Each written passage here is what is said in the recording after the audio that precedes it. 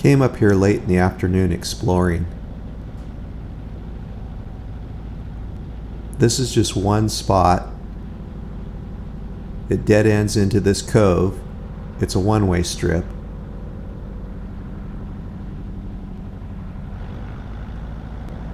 The first day I came up here, there was really no wind. This is day number 1. So I'm landing into the cove. I'd actually got out and cleaned off some of the stuff on the gravel bar, so it's gone. Which you didn't get to see me do that because my drone footage ended up being bad. So this is day number 2. The drone footage here is day number 2. And so I flew the drone back into the back channel of the cove. This is a reservoir, so it fluctuates.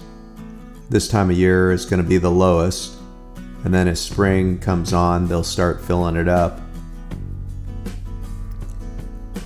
By the end of spring, this will be too full to actually land anymore. I think the first time I landed this cove was probably a couple years ago. This is the lowest I've ever seen it. But it's a natural spot. It's almost like a runway. I've never landed it the opposite direction. I've always landed it and treated it as a one-way strip. And once committed, you're gonna land. I don't treat one-way strips as an option to go around, even if there might be a small chance that you could go around on a one-way strip. Once I commit to a one-way strip, I land.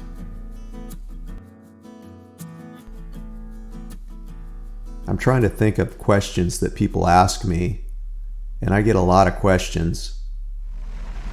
I've had several people email me about the performance of my airplane and how come their Super Cub doesn't perform like mine.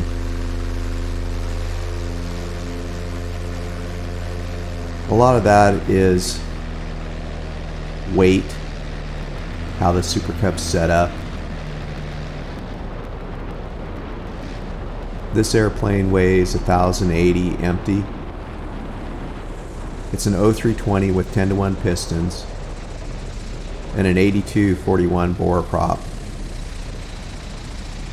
Right now I probably have 3/4 tanks in each tank, so I'm probably running about 24 gallons of fuel right now.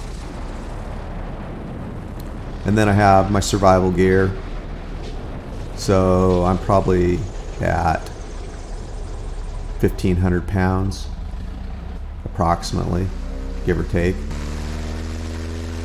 Right now I'm taking off again. That was probably about a 100-foot takeoff. But this is day number 2. I came back up because, like I said, my drone footage was bad. And I liked this spot, so I decided to come back up again. And so I shot it with various camera angles, and I decided to just let the camera run so that you can actually see what I'm doing when I'm doing it. How I manipulate power, how I pull flaps on. So you'll watch this same spot, I think it's 4 times. And if you can learn something from it, great.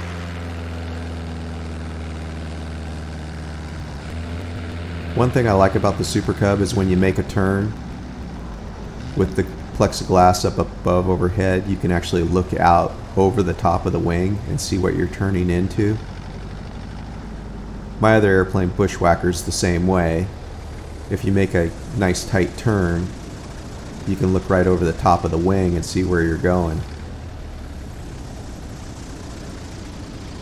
Anyway, today there's enough wind that I got the idea that I could probably land it going the opposite direction.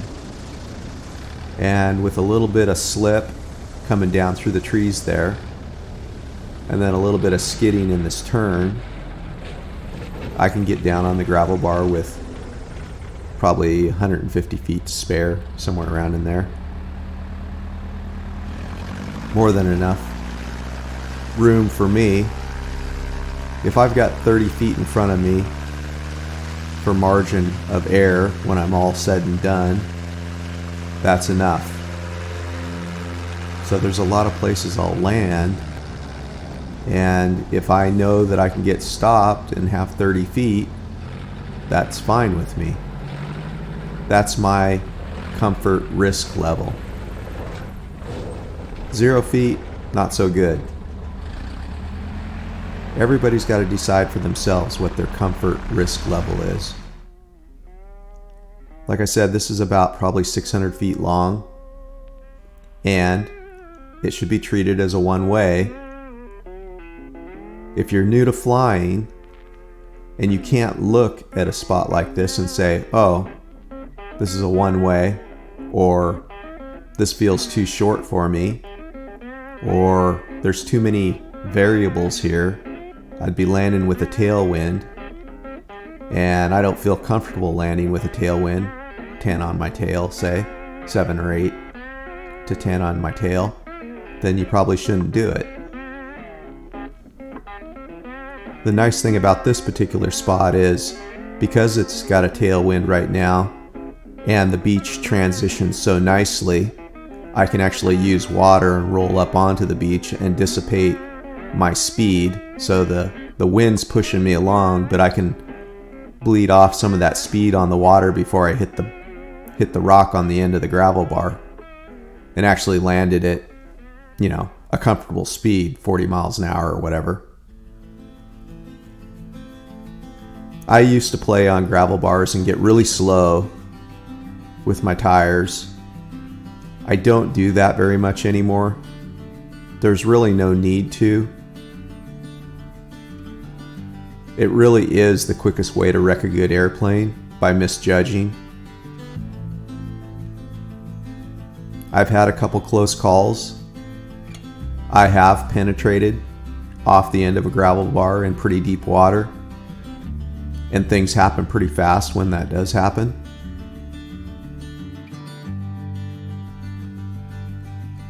I kind of look at places as,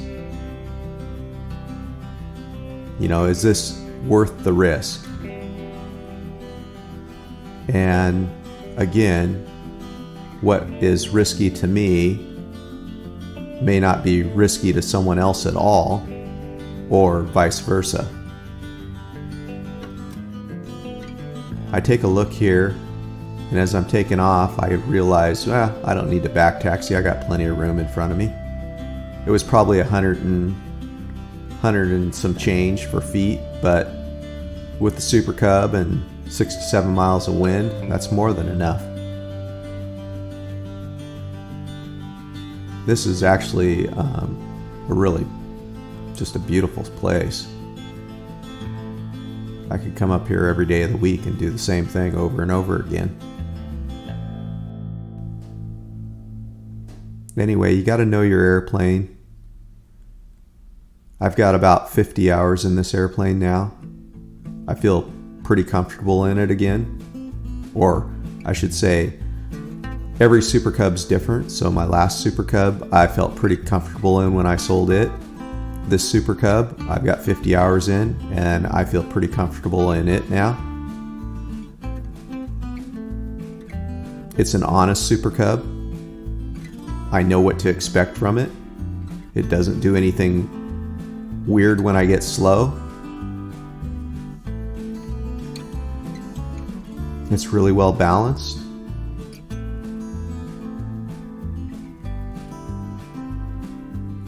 Probably the most fun airplane I've flown in a number of years. I'm not the one that said this first, but I'll repeat it. Flying a Super Cub is about as close to strapping on a set of wings as you can possibly get. When I'm in this airplane, I feel like a big bird, and I feel like I'm a part of it. I don't feel like it's this mechanical thing that I'm half controlling and it's half controlling me. Some airplanes are a lot of work to fly, and a Super Cub is not one of them. I remember a trip I made over to Yakima to fly a Staggerwing to Alaska, and I did it for a friend.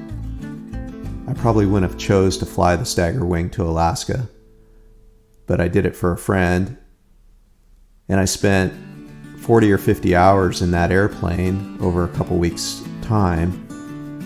And I remember landing at Yakima and getting back in Bushwhacker, and it was blowing pretty good. And I taxied out to the runway, and instead of taking off with the runway, I took off across the runway, because all of a sudden I was back in an airplane that it was blowing probably 10 or 15 miles an hour.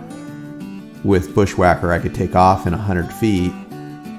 And it was just like, this is so nice to be back in a simple airplane where, you're not thinking about how much power you're using.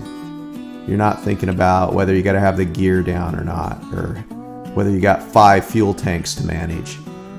Just the simplicity of a Super Cub and an on and off fuel switch. Well, I have right and left and both. But just the simplicity of fuel management, the simplicity of manual flaps, the simplicity of everything about it. This airplane, you could literally take it apart in a day if you needed to.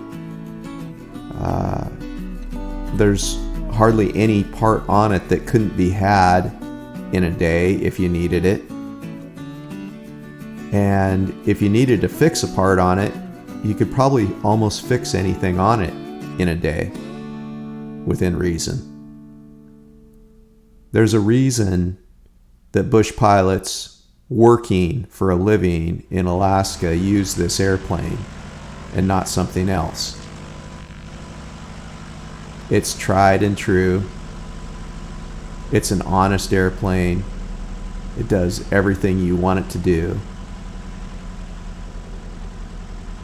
You can hang slats on them. You can do all kinds of weird stuff to airplanes to make them fly slower. Most of the time, you give up something. The flight characteristics of this airplane, just the way it is, just the way it would have come from the Piper factory, is pretty hard to beat. Now, there are things on this airplane that make it perform better. I already kind of went over part of that. The 10-to-1 pistons, the Bore 8241 prop, the 3-inch extended gear, the 35-inch Alaskan bush wheels. These add to angle of attack on the ground, and it allows you to rotate at a slower flying speed than if you're on 850 tires and running a 76-inch little, prop pitched for cruise. So if you really want your airplane to perform, angle of attack helps. If you really want it to perform, keep it light, keep it simple. That doesn't mean you have to go with no starter like I do. Having it without starter probably only saves me 13, 14, 15 pounds. And there are some days where I say to myself, maybe I should just stick a starter on this thing. But, it adds to kind of the mystique, I guess. I enjoy flying this airplane just the way it is. About the only thing I know that I'm going to change on this airplane at this point is it's going to have double slotted flaps very soon. Other than that, I think I could fly this airplane just the way it is the rest of my life. Well, we're coming to the end of the video. Thanks for riding along.